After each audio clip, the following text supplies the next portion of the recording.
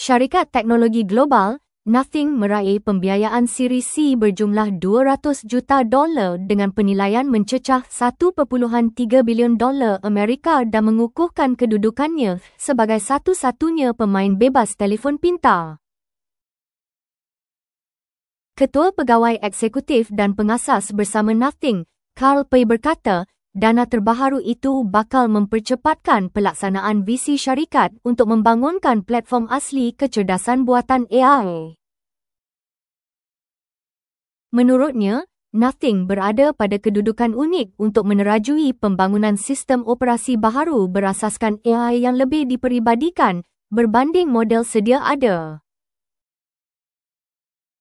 Pusingan pembiayaan Series C itu diketuai oleh Tiger Global bersama sokongan pelabur sedia ada termasuk GV, Highland Europe, EQT, Latitude, 12BF serta Tapestry, selain penyertaan pelabur baharu seperti Nihil Kamath dan Qualcomm Ventures.